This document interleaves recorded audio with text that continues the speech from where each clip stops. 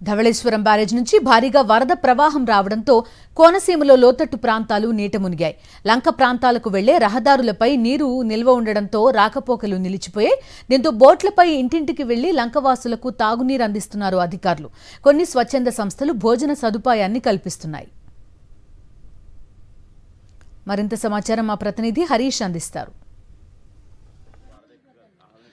గోదావరి వరద ప్రభావంతో కోనసీమ లంకల్లో అనేక చోట్ల లంక గ్రామాలకు వెళ్లే రాకపోకలు పూర్తిగా నిలిచిపోయాయి. కాజువేలు పూర్తిగా కట్టయిపోయాయి. అటు రాజోల్ నియోజకవర్గ పరిధిలో సెకనేటిపల్లిలో టేక్సెట్టిపాలెం అప్పనరాముల లంక మధ్య ఉన్న ఈ ప్రాంతం అంతా కూడా కాజువే కొట్టుకుపోయింది. ఎగువ నుంచి భారీగా వరద నీరు రావడంతో గౌతమి, వశిష్ట, వైనతే నదులు ఉధృతంగా ప్రవహిస్తున్నాయి. వాటి ప్రభావంతో వాటి పరిధిలో ఉన్న ఈ లంక గ్రామాలకు వెళ్లే రోడ్లు పోవడంతో రాకపోకలకు అనేక ఇబ్బందులు ఏర్పడుతున్నాయి. ప్రస్తుతం అయితే అప్పనరాముల లంక, టేక్సెట్టిపాలెం, సెకనేటిపల్లి మండలంలో ఉన్న ఈ ప్రాంతం అంతా కూడా జలమయమైంది. పూర్తిగా లంకలని జల దిగ్బంధంలో చిక్కుకున్నాయి. అప్పనరాముల లంక కానీ, ఓఎన్జీసీ కాలనీ కానీ, ఈ ప్రాంతాలు కొత్త లంకకు కానీ వెళ్ళాలంటే ఖచ్చితంగా బోట్లపైన వెళ్ళి రావాల్సిన పరిస్థితి ఏర్పడింది.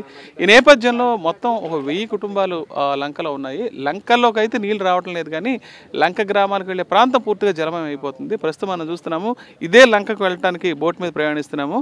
అధికారులు అయితే ఇక్కడ 4 బోట్లు ఏర్పాటు చేసి రాకపోకలకు ఇబ్బందులు లేకుండా చేశారు. అయితే వీళ్ళ తాగునీటికి కానీ ఇతరత్ర అవసరాలకు కానీ ఏ రకమైన ఏర్పాట్లు చేశారు ఒకసారి వాళ్ళని అడిగి తెలుసుకుందాం. సార్ చెప్పండి.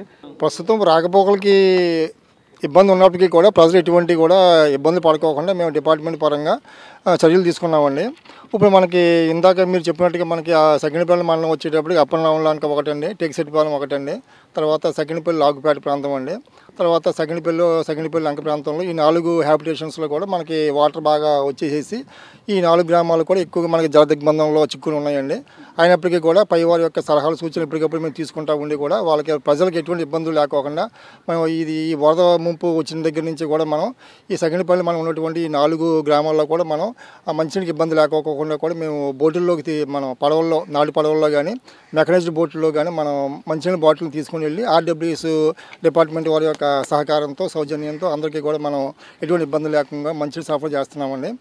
కాబట్టి అంటే ప్రస్తుతానికి ఏంటంటే ఎటువంటి ఇబ్బంది లేకుండా ప్రజలకు మేము అన్ని ఏర్పాట్లు చేస్తూ ఉన్నామండి. మరో 4 రోజుల పాటు వరద ప్రభావం ఉంటుందంటున్నారు. గోదావరి వరద నీటి మట్టం కాస్త ఎగువన పెరగడంతో అది కాస్త దిగువకు వచ్చేటప్పటికి ఇదే పరిస్థితి మళ్ళీ కొనసాగే అవకాశం ఉంటుందంటున్నారు. ప్రస్తుతానికైతే లంక గ్రామాల్లో ఉన్న వారికి ఎటువంటి ఇబ్బందులు లేకుండా తాగునీరు, ఆహార సరఫరా అయితే ప్రస్తుతానికి జరుగుతుంది. వెళ్ళి రావడానికి బోట్ల ఏర్పాటు అయితే జరిగింది. మెడికల్ క్యాంపులు కూడా ఇప్పటికే ఏర్పాటు చేశామని అధికారులు చెప్తున్నారు.